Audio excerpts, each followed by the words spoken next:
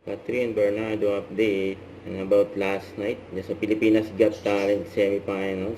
Yan ang outfit ni Catherine at nag-selfie pa nga sila Catherine kasama sila Sir Oliver saka si Miss Eugene Domingo ang mga judges yan si Miss Eugene Domingo, Donnie Pangilinan, FMG pinakauli si Catherine Bernardo tinawag.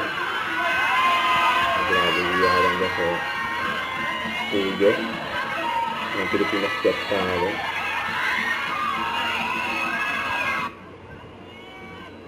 Ang ganda ni Catherine. Super Latino.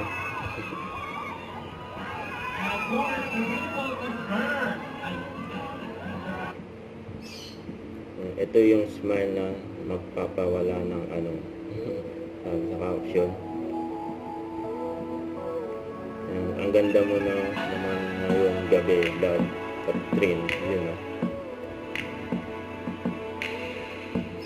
very accommodating si Catherine sa mga fans na nandyan sa studio ng Pilipinas Got Talent. Don't forget to subscribe and click the notification bell for more update. This is Richard Reaction Vlog. Stay tuned for more videos. See ya.